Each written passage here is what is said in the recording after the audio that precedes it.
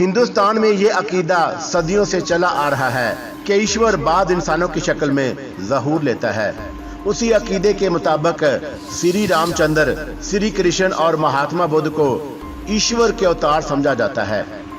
हिंदुस्तान में मजहबी पेशवाओं को ईश्वर के अवतार समझकर उनकी मूर्तियों को भगवान के रूप में पूजा भी गया। दुनिया भर में सबसे ज्यादा मूर्तियां महात्मा बुद्ध की बनाई गईं और श्री रामचंद्र और श्री कृष्ण से ज्यादा उनकी प्रस्तुत की गई, क्योंकि बुद्ध धर्म हिंदुस्तान से निकलकर पूरे मशरिक़ बैद में फैल गया था। महात्मा बुद्ध देवताओं के कायल न थे, खुदा को एक मानते और निजात आखिरवी पर यकीन रखते थे। उन्होंने अपने मानने वालों को वसीयत की थी कि मरने के बाद उनके राख की पूजा ना की जाए, मगर यह हकीकत बड़ी दिलचस्प है कि दुनिया में सबसे ज्यादा पूजा उन्हीं की होती है। चंद्रकांत पहले ही मुझे शहर छोड़ने का मशवरा दे चुका था। अब चिट्ठी मांडले का संदेश लेकर आई थी। पिताजी के बाद संगे कालंग हकामती से मुझे खौफ आने लगा था। मैं देर तक बैठी सोचती रही कि क्या करूं। कोई पुरइसरार गैबी आवाज़ मुझे बार बार कह रही थी, तू वही करेगी जो चिट्ठी में लिखा है, तू वही करेगी। ना जाने ये आवाज़ कैसी थी जो बार बार मेरे ज़हन से टकरा रही थी। मैं समझी कि शायद ये परमात्मा का, आकाश का, किस्मत का इशारा है और मुझे वही करना चाहिए जिसकी हदायत की गई है। दूसरे दिन पो फटने दरवाजे पर ठीक 3 बार दस्तक हुई। कवाड़ खोला तो बाहर एक भगत को देखा जो मुंह ढापे खड़ा था। उसने कहा, अगर तुम्हारा नाम जल पीना है तो मैं तुम्हें लेने आया हूँ, मगर हुक्म दिया गया कि किसी को अपना चेहरा ना दिखाऊं। मुझ पर विश्वास हो तो मेरे पीछे पीछे चली आओ। फिर वो किसी जादू के पुतले की तरह मुड़ा और चल दिया। मैं अपना घर, अपना शहर छोड़ने का फैसला कर चुकी थी। एक चरमी बक्स उठाया जिसमें जरूरत की चीजें थी और चुपचाप उसके पीछे हो ली। चंद्रकांत मामा और मेरी नौकरानी पोई दरवाजे में खड़े मुझे देखते रहे। चांद बाबा को मेरी इस अचानक सफर की खबर ना थी, मगर पोई को संदेश दे आई थी कि वह मुझे कोरो आम्बी के नाच अशर्म मांडले में आकर जरूर मिले। यूं लगता था कि कोई गैबी ताकत मुझे खींचे लिए जा रही है। दरियाए चनवन के घाट पर एक छोटा जखानी स्टीमर हमारा मुंतज़िर था। हम सवार हुए तो वो चल पड़ा। हमारे सिवा उसमें कोई तीसरा मुसाफिर नहीं था। मुनीवास तक उसी स्टीमर में सफर किया। मुनीवास से रेल में बैठकर मांडले आए। पुरइसरार भगत मुझे गोरी आम्बी के नाच अशर में छोड़कर चला गया। ना मैंने कुछ पूछा, ना उसने कोई जवाब दिया। उस तरह नाच अशर में पहुंची गोरो आम्बी ने मेरा स्वागत किया और अपनी बेटी की तरह मेरी देखभाल की। 3 वर्ष के बाद स्वरूप जी और पुरोहित गंजाल उसी नाच अशरम से मुझे सौगारी ले गए। जलपिना की कहानी ने हम सबको हैरान कर दिया। माँ बोली, वो मुआ चंद्रकांत कौन था जो तेरी मामा बनकर बैठा? हमारे सारे परिवार को गुलटी की बीमारी खा गई। ना माँ बाप, बच्चे, ना भाई, बावज बारी बारी सब की अर्थियां उठी। सिर्फ मैं और चंद्रबाला बची थी और हमारे किसी भाई का नाम भी चंद्रकांत नहीं था। काया पैंथा अपनी जगह पीछो ताप खा रहा था। मैं तो अपने बाप का इकलौता बेटा हूँ, मेरा कोई भाई है ना बहन। फिर यह माया पैंथा कहाँ से पैदा हो गया? अगर मैं होता तो हरामी की हड्डियाँ तोड़ देता। तुम होते तो माया पैंथा पैदा ही क्यों होता? मैं उन्हें समझाने लगा। ये क्यों नहीं सोचते कि जिस तरह पैंथा ग्राम को परेशान करने के लिए काओ के जाली रिश्तेदार पैदा हो गए थे और हक रस्सी के झूठे मुकदमे कचहरियों तक पहुंचे, उसी तरह जलपिना को तन्हा और बेसहारा समझकर कोई नकली मामा बन बैठा, कोई जाली चाचा। मगर उन सारे मोहरों को एक ही हाथ चला रहा था और वो था पुरोहित गंजाल का। नकली मामा इसलिए बनाया गया कि वो जलपिना के साथ हवेली में रहकर सार गलियान की डिबिया का खोज लगाए। जाली चाचा इसलिए पैदा किया गया कि जायदाद की तकसीम, जमीन के झगड़ों और कत्ल की धमकियों से परेशान होकर जलपिना को हकामती से निकालकर मांडले के नाच अशर में पहुंचा दिया जाए। और सब कुछ बिल्कुल उसी तरह हुआ जैसे गंजाल चाहता था। मेरी बात सुनकर माँ और काया पैंथा जेली रिश्तेदार पैदा करने का कारण समझ गए। मैंने जलपिना से पूछा, तुम पोई को संदेश दे आई थी कि चांद बाबा तुम्हें मांडले के नाच अशर में आकर मिले। वो आया था मिलने। चांद बाबा मांडले तो पहुंच गया था, मगर उसे अशर में दाखिल नहीं होने दिया गया। ना मुझे आज्ञा दी गई कि मैं उससे मिल सकूं। तुम्हें क्यों मिलने दिया गया? गौरांबी ने कहा था कि जब कोई लड़की आश्रम में आ जाती है, बाहर की दुनिया से उसके सारे नाते टूट जाते हैं। हाँ, अगर तुम किसी को अपनी जायदाद का वारिस या मुख्तार बनाना चाहो तो सरकारी स्टाम्प पर अपने दस्तखत कर देना, वही तुम्हारा मुख्तारनामा होगा। तुमने किसी को मुख्तारनामा तो लिख कर नहीं दिया था? नहीं, मुझे एक सरकारी स्टाम्प जरूर दिया गया कि उस पर दस्तखत करूं, मगर उस पर मेरे मुख्तार का नाम पता दर्ज न था। मैंने दस्तखत करने से इनकार कर दिया। वो लोग ये जाहिर कर रहे थे कि चांद बाबा मुख्तारनामा चाहता है और मैं समझती थी कि उसे मुख्तारनामे की जरूरत नहीं। तुमने ठीक किया। अब ये बताओ कि जो भगत तुम्हें मांडले के नाच आश्रम में छोड़ गया, कहीं वो शंकर तो नहीं था? जलपिना ने हैरत पाश नजरों से मुझे देखा, देखती रही, फिर बोली, वही था, क्योंकि संगे कालंग हकामती के घाट से स्टीमर में सवार होते वक्त मेरे साथी भगत ने अपना गिरवा चोला जरा ऊपर उठाया तो मैंने उसकी बाईं पिंडली पर तिरछे घाव का एक लंबा निशान देखा था। फिर सावगारी में इत्तेफाक से एक दिन शंकर की पिंडली नंगी हो गई और उस पर तिरछे घाव का वही मखसूस निशान देखकर मैं बुरी तरह चौंकी और समझ गई कि मुझे नाच आश्रम तक पहुंचाने वाला पुरइसरार भगत कौन था। मगर तुम कैसे जानते हो कि वह शंकर ही था? जब शंकर तुम्हें आश्रम में छोड़कर निकला, गोरखा चौकीदार ने उसका चेहरा देख लिया था। जलपिना मजीद हैरान हुई। क्या तुम आश्रम के चौकीदार से मिले थे? मैं नहीं, शास्त्र मिला था उसे। फिर मैंने जलपिना से एक तहरीर लिखवाई और ये तहरीर बर्मी जुबान में थी। उसने अपनी जायदाद और जमीनों के बारे में ना कोई मुख्तारनामा लिखा, ना किसी को मुख्तार बनाया। दस्तूर के मुताबिक चांद बाबा ही, जो पैंथा घराने का पुराना मुलाजिम है, पैदावार और लेन देन का जिम्मेदार था और जमीनों की जुमला रजिस्ट्रियां उसी के पास बतौर अमानत महफूज कर दी गई थी। इस काम से फारिग होकर जब मैं बिस्तर पर लेटा तो रात के 11 बज रहे थे। माँ, जलपिना, कै पैंसा सब सो गए थे, मगर मेरा ज़हन एक अजीब गोरख धंधे में उलझा हुआ था और मैं तस्वर में तमाम गुजरे वाकयात को किसी फिल्म की तरह दोबारा चलते देख रहा था। जिस तरह फिल्म के मुख्तलिफ मनाजर एक ही कहानी की अक्कासी करते और एक ही थीम के इर्द गिर्द घूमते हैं, उसी तरह यहाँ भी 3 खानदानों की सारी मुसीबतें सावगारी के मरकज पर घूम रही थीं।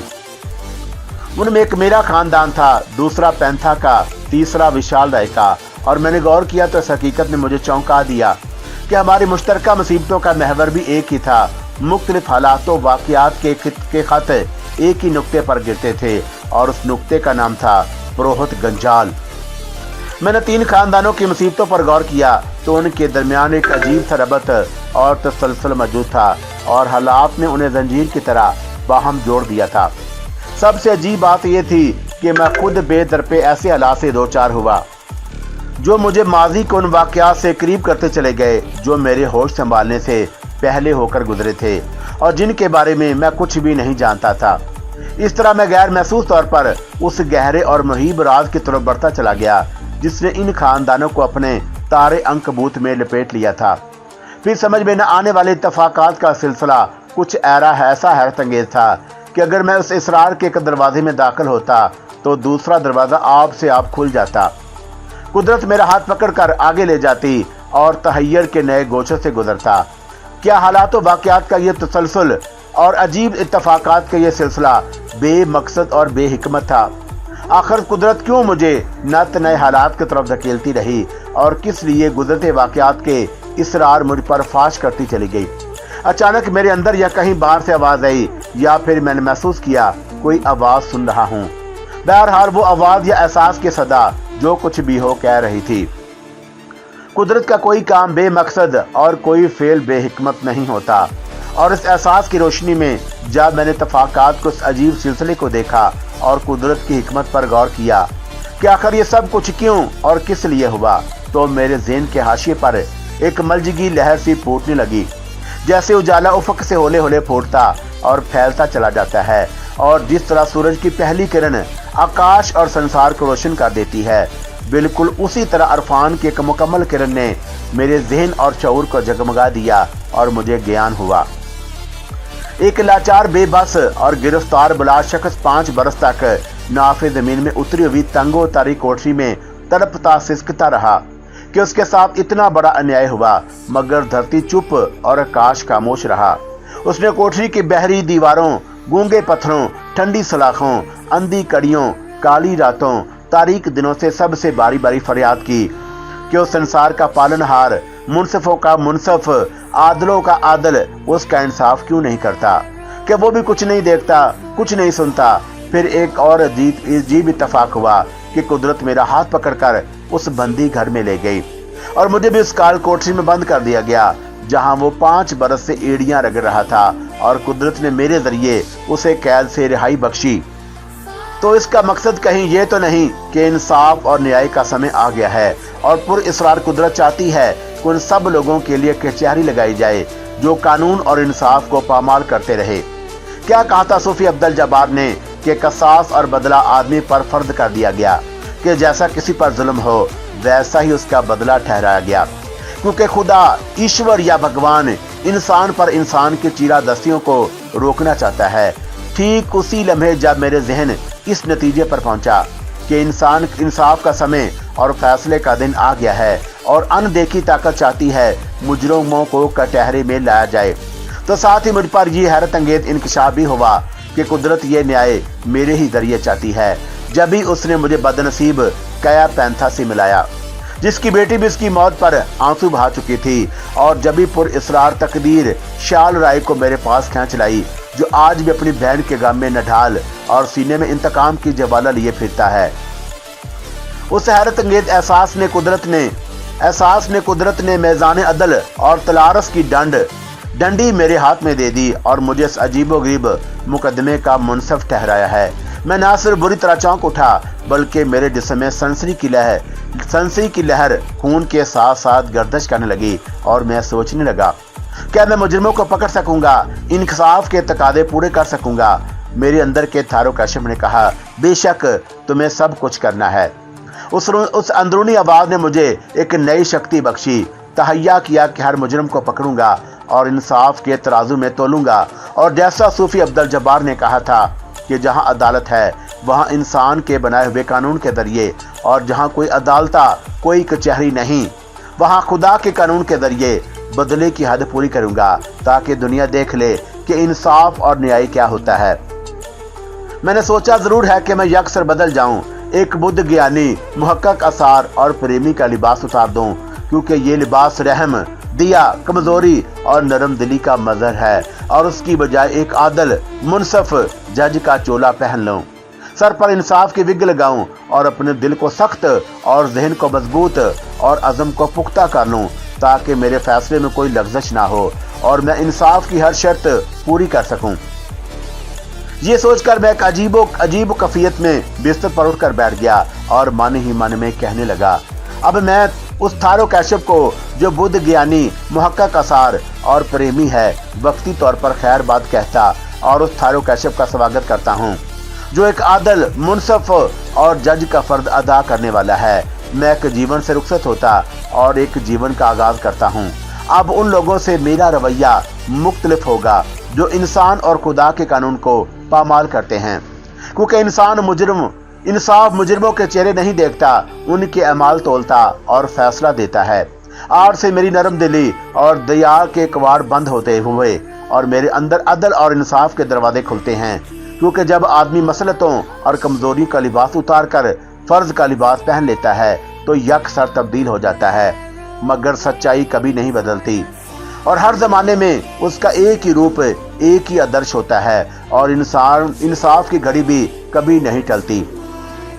वो एक न एक दिन आकर रहती है और हर आदमी को कभी न कभी किसी न किसी रंग में समाज से, लोगों से, अपने बेगानों से और अपने आप से इंसाफ करना पड़ता है। तो बस फैसला हुआ कि मैं इंसाफ और न्याय के लिए कुदरत की मर्जी पूरी करूंगा और मुकद्दस मूर्ति की तलाश के साथ साथ जिसका वादा स्वरूप जी से, अजले बदोश बूढ़े सागर साहू जी से और सुंदरमती से कर चुका हूँ, उन लोगों पर होने वाले जुल्मों का हिसाब भी चुकाता चलूंगा जो इसी मूर्ति के इसरार का शिकार हुए। ये फैसला करके मैं बड़े इत्मीनान और सुकून के साथ बिस्तर पर लेट गया। सुबह बेदार हुआ तो मैं एक बदला हुआ आदमी था, मगर प्रोग्राम के मुताबिक उस दिन बर्मा की तरफ कूच न कर सका। रात में जिन जावियों से मामलात पर गौर करता रहा, कुदरत की जिन हिकमतों के तहत एक नए फैसले पर पहुंचा था, उनकी रोशनी में सिर्फ काया पैंथा को इंसाफ दरकार न था, बल्कि विशाल राय भी अपनी बहन रूप तारा का न्याय चाहता था और मैं वादा कर चुका था कि उसका बदला लिया जाएगा और उसके साथ इंसाफ होगा। विशाल राय का एक दोषी मंगल सातोसी के दाव से घायल होकर चल बसा, मगर दूसरा दोषी गंजाल जिसने रूप तारा को अगवा किया अभी जिंदा था और मेरा अंदरूनी आदमी कह रहा था एक कचहरी उसके लिए भी लगाई जाए। ये फैसला मैंने रात ही कर लिया था। सवेरे आंख खुली तो माँ से कहा मेरे नहाने तक नाश्ता तैयार कर दे, मुझे एक जरूरी काम से कहीं जाना है। तुझे अपने मूसा के साथ बर्मा जाना है? नहीं माँ, बर्मा के सफर से पहले एक और सफर निकल आया है जो मुझे तनहा करना है। बर्मा की तरफ कूच कल होगा। माँ ने हर से मेरी तरफ देखा। मैंने कहा घबरा नहीं, जल्द लौट आऊंगा। उसने ये नहीं पूछा कि मुझे कहाँ जाना और कब तक लौटना है। रसोई घर की तरफ होली। जलपिन्ना ने मेरी बात सुन ली थी। करीब आकर पूछने लगी कहाँ जाऊंगा? बर्मा के सफर से पहले एक आदमी से मिलना जरूरी हो गया है, उसी से मिलने जाऊंगा। कौन आदमी है? एक साथी।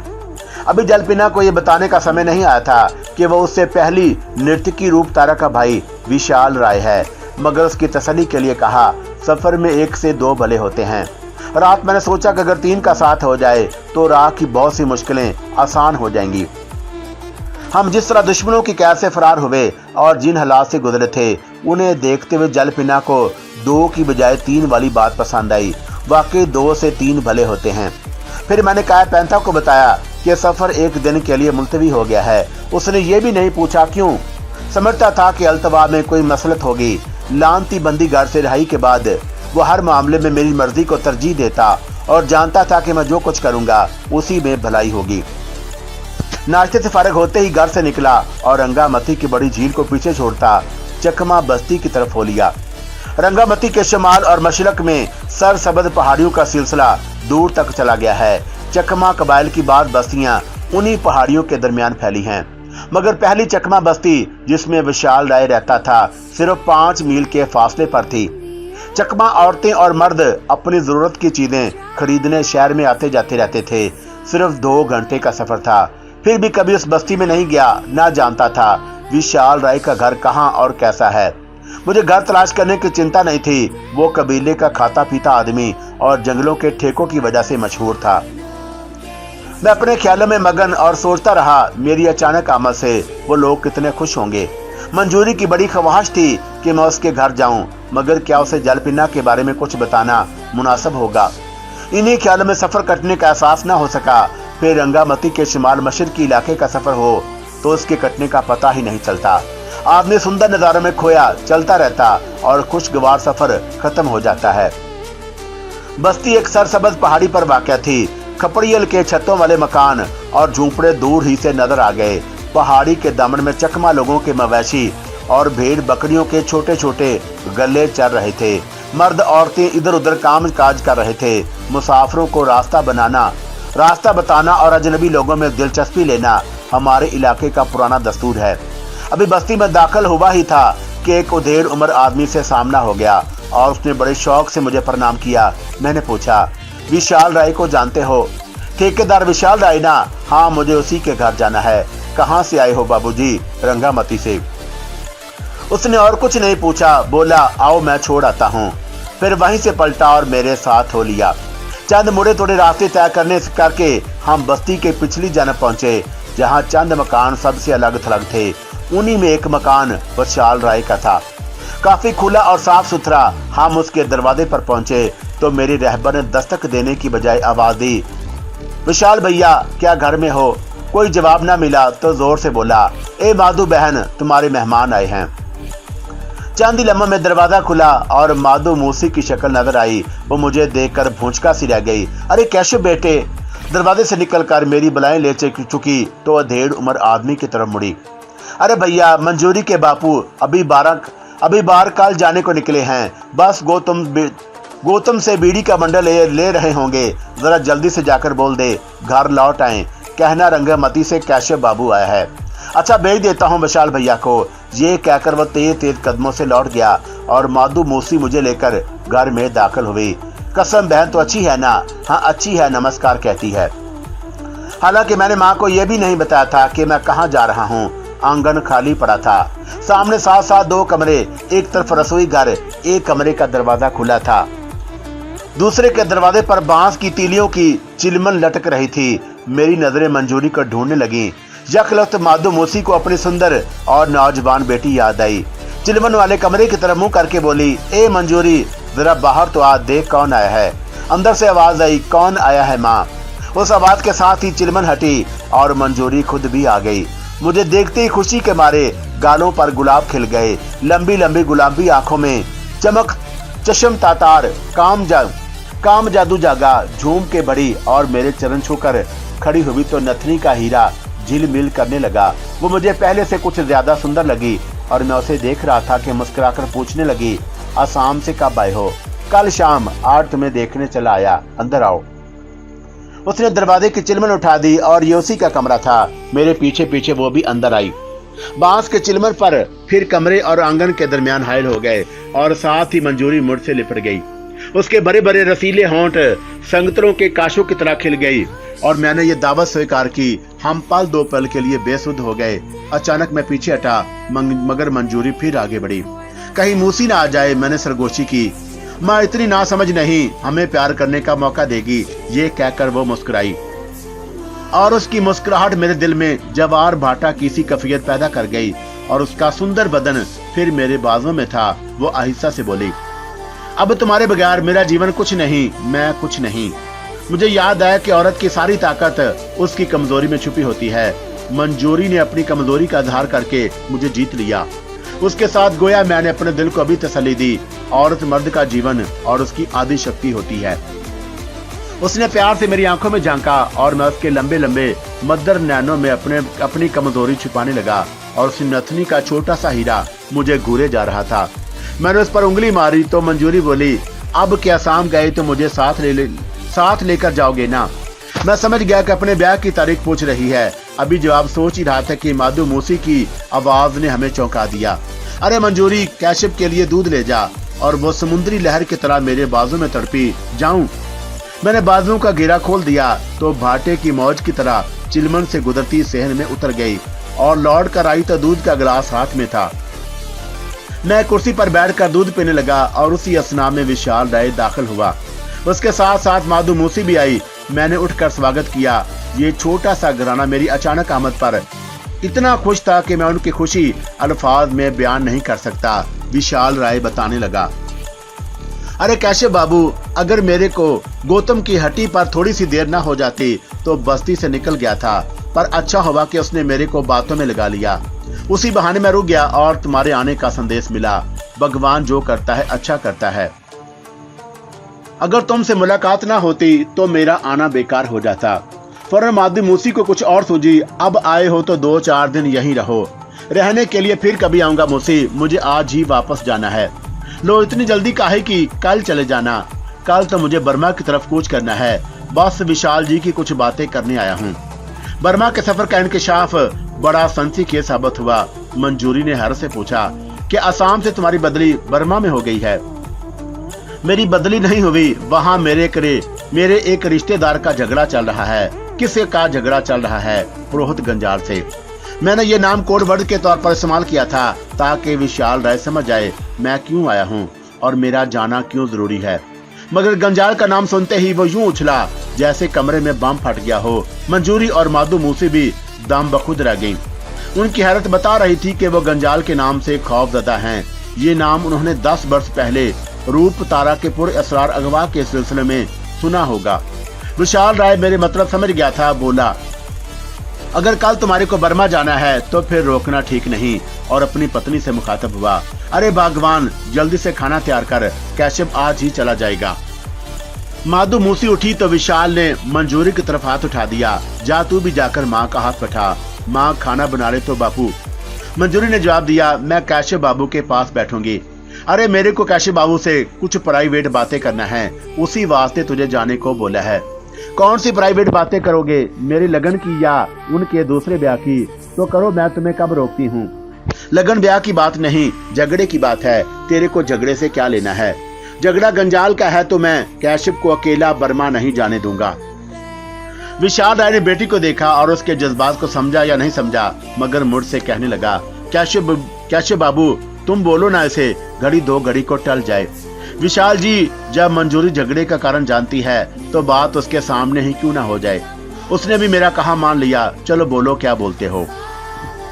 अब मैंने भी कोई बात छुपाने की जरूरत ना समझी। बाप बेटी को काया पैंथा और जल पिना की कहानी सुनाई और उनके साथ अपने नाते का जिक्र किया।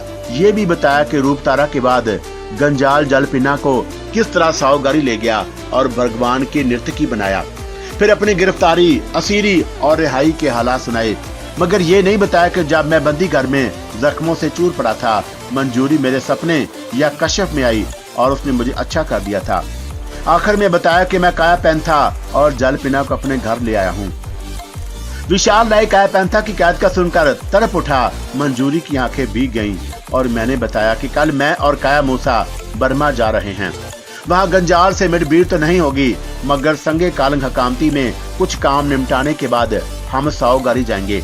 कैशव बाबू, तुम मेरे को क्यों नहीं ले जाते अपने साथ? इसीलिए आया हूँ क्योंकि रूप तारा के साथ जो अन्याय हुआ उसके न्याय की घड़ी आ गई है। अगर तुम चाहो तो हमारे साथ सावगारी जा सकते हो, मगर एक शर्त है। बोलो, क्या शर्त है?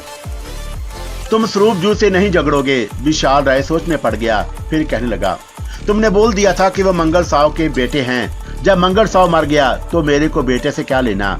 अपने को बस गंजाल का लेखा चुकाना है।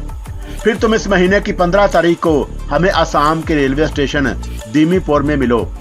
चट्टागांग से गाड़ी दीमीपुर जाती है। हम हकामती से फारग होकर सीधे वहां पहुंचेंगे। विशाल राय की आंखें किसी चीते की तरह चमकने लगी। वो बड़बड़ाया, 15 तारीख दीमीपुर का रेलवे स्टेशन। हाँ, वहां से सावगारी की तरफ सफर होगा। तारीख और स्टेशन का नाम किसी कागज पर लिख लो। मेरे को कागज पर विश्वास नहीं, दोनों बातें अपने भेजे पर लिख ली हैं, मगर एक बात और बोल दो। कौन सी बात?